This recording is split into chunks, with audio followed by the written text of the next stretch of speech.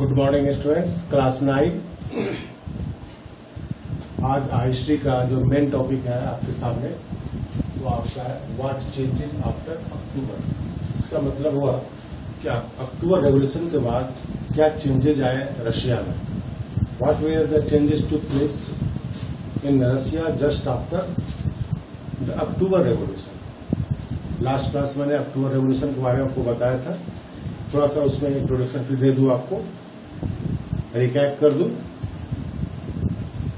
अक्टूबर revolution में provisional government और Bolshevik के बीच एक तरह से कॉन्फ्लिक्ट स्टार्ट हो गया था।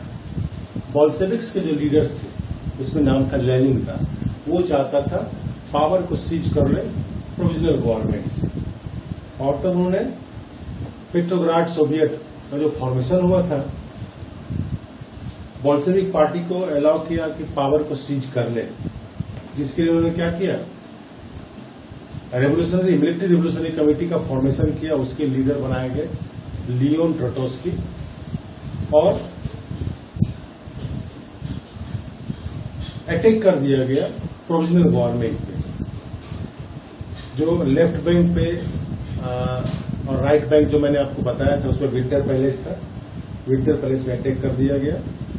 जो लीडर्स थे प्रोविजनल गवर्नमेंट के, वो भाग गए और बोल्शेविक पॉलिटिकल पार्टीज का और ने कंट्रोल कर लिया गवर्नमेंट। मॉस्को और पेट्रोग्राड सोवियत एरिया को कंट्रोल कर लिया। तो इस तरफ बोल्शेविक गवर्नमेंट और बोल्शेविक पार्टी ने पावर को सीज कर लिया अक्टूबर रेवोल्यूशन। लेकिन उसके बाद जो चेंजेज आए, बोल्शेविक पार्टी की जब गवर्नमेंट बनी तो रशिया में उन्होंने क्या क्या चेंजेस लाए, that is the what changes after October revolution. तो वो चेंजेस हमें पढ़ना है कि अक्टूबर रेवोल्यूशन के बाद क्या क्या चेंजेस आए। ठीक है, तो देखिए आपका बोल्शेविक जो गवर्नमेंट थी, बोल्शेविक टोटली अपोज करते थे किस चीज का, प्राइवेट प्रॉपर्टी। ये प्राइवेट प्रॉपर्टी का टोटली अपोज करते थे।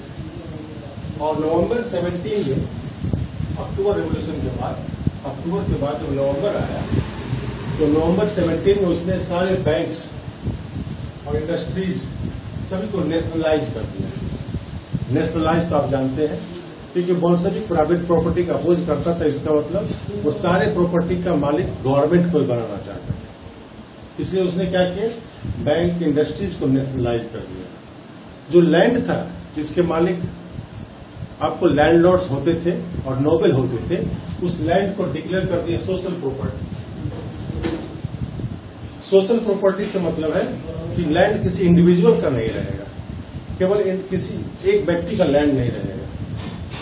उस लैंड पे सोसाइटी का अधिकार होगा और सोसाइटी के पीपल उसके मालिक, कलेक्टिवली सोसाइटी उसके ऑनर होंगे और मालिक होंगे और प्रोडक्शन का काम करेंगे। तो इन्होंने पीजेंट से कहा गया, उसको ऑर्डर दिया गया कि नोबिलिटी के पास जो भी लैंड है उसे सीज कर ले, उसे कैप्चर कर ले, उसे छीन ले नोबिलिटी। सिटीज में देखिए, गांव में तो ये हुआ। सिटीज में क्या किया गया, सिटीज में बोल्शेविक पार्टी ने और बोल्शेविक गवर्नमेंट ने जो लार्ज हाउसेस थे, बिल्डिंग्स थे, उसका पार्टीशन कर दिया।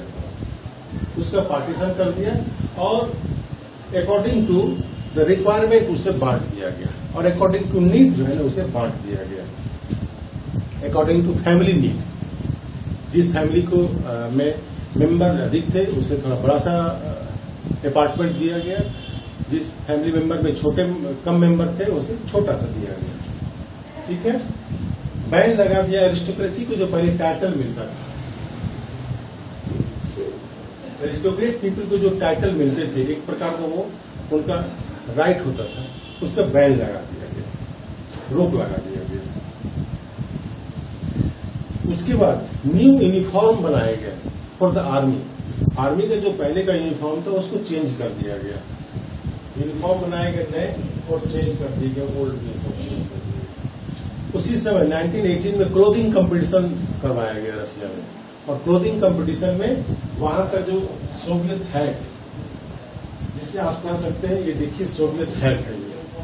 आपके सामने देख रहे हैं स्टाइल, ये सोवियत हैट का। तो सोवियत हैट का फॉर्मेशन किया गया, बनाया गया और उसका नाम रखा गया बुडोनोवा का। ये उस सोवियत हैट का नाम रखा गया। ठीक है। क्लोथिंग कंपटीशन हुआ 1918 में। बोल्शेविक पार्टी जो उसका नाम कन्वर्ट करके रशियन कम्युनिस्ट पार्टी रख दिया गया। और 1917 में बोल्शेविक पार्टी जो थे 1917 में इलेक्शन करवाते हैं कॉन्स्टिट्यूएंट असेंबली के लिए। कॉन्स्टिट्यूएंट असेंबली के लिए इलेक्शन करवाते हैं। अब देखिए कॉन्स्टिट्यूएंट असेंबली क्या होता है। कॉन्स्टिट्यूएंट असेंबली का मेन वर्क है टू मेक द कॉन्स्टिट्यूशन। लेकिन बोल्शेविक पार्टी को मेजोरिटी नहीं मिल पाया, उसे क्या नहीं है, उसे बहुमत नहीं मिल पाया उस इलेक्शन में।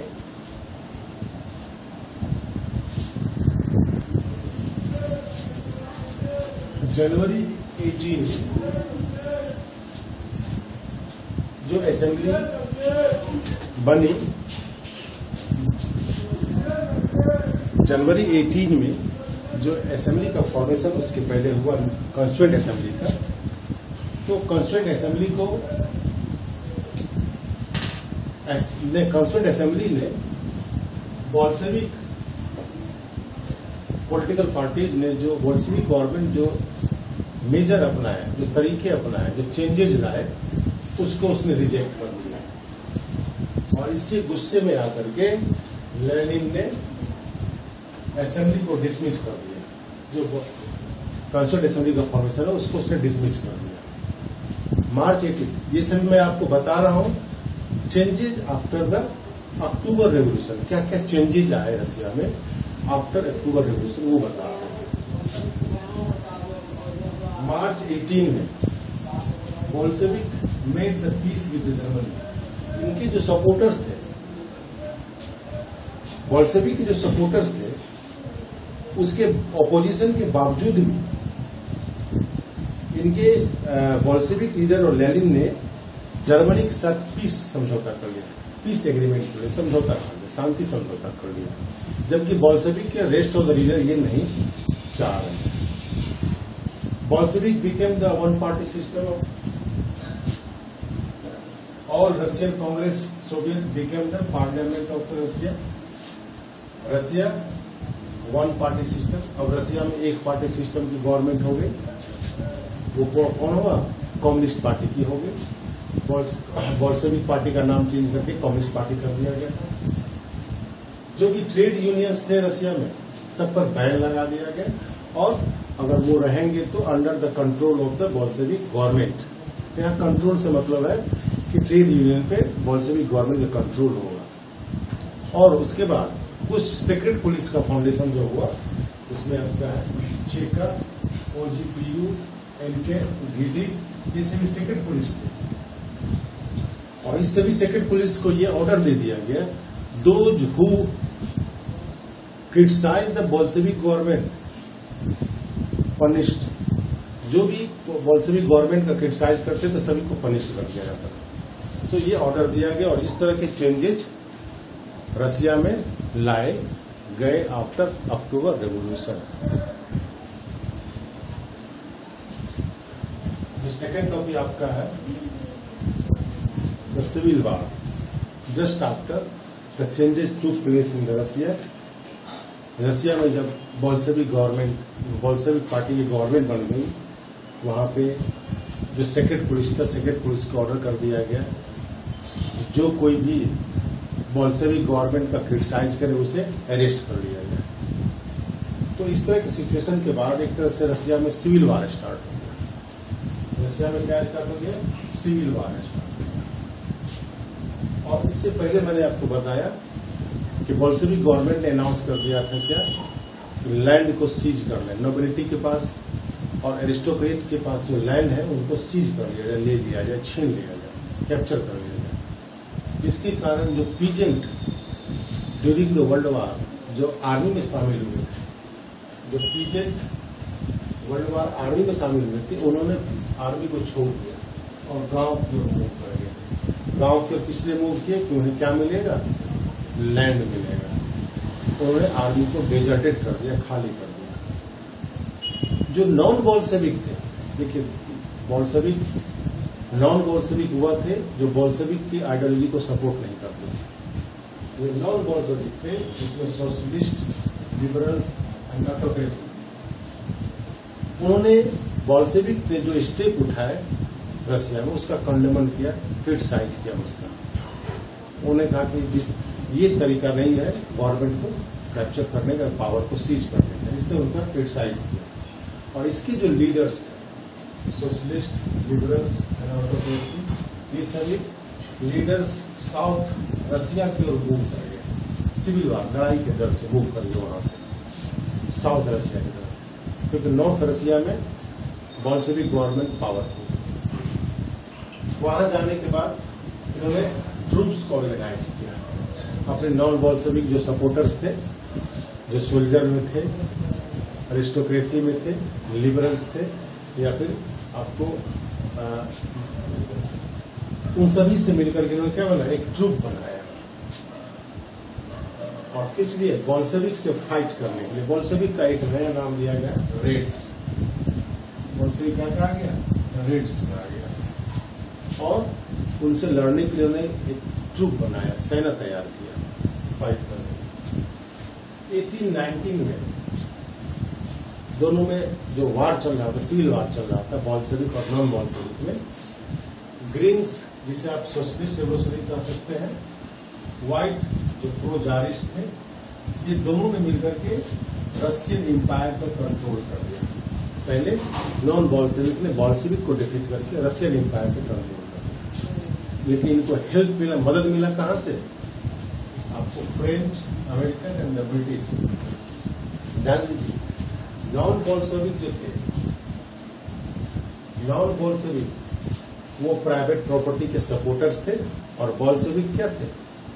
प्राइवेट प्रॉपर्टी के वो अपोज करते थे। वो चाहते थे सारी प्रॉपर्टी नेशनलाइज हो, गवर्नमेंट की प्रॉपर्टी हो, और लैंड क्या हो? Social property. ये सोचते। अब सोचेंगे कि फ्रेंच एंड अमेरिकन ने क्यों सपोर्ट किया? क्योंकि फ्रेंच और अमेरिकन को ये डर था कि रशिया में सोशलिज्म का ग्रोथ हो जाएगा, और जब रशिया में सोशलिज्म का ग्रोथ होगा तो इसका इफेक्ट फ्रांस में, अमेरिका और ब्रिटेन सभी में पड़ेगा। इसलिए वो चाहते थे कि बेहतर हो कि सोशलिज्म का ग्रोथ रशिया में नहीं हो, इसलिए उन्होंने नॉन बोल्शेविक को सपोर्ट किया।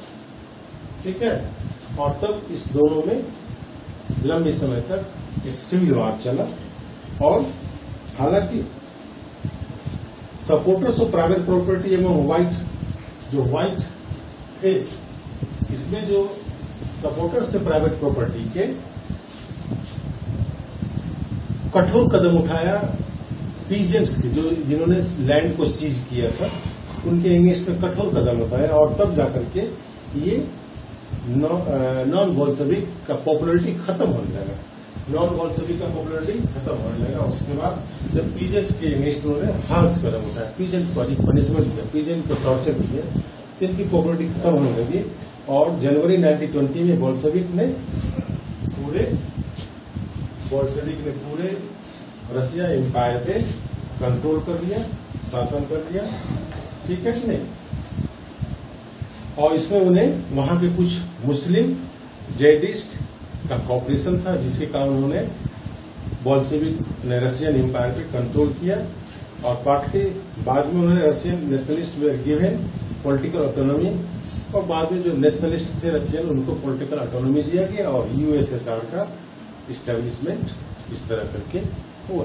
तो ये आपका सिविल वार था। ठीक है, इससे जुड़ा हुआ मैं क्वेश्चन आपको दे रहा हूं, इससे आप सेंड करेंगे लिख करके। ओके, ये आपके लिए क्वेश्चन है, what were the changes took place in Russia after October revolution, इसे आप सेंड करेंगे। Okay, thank you.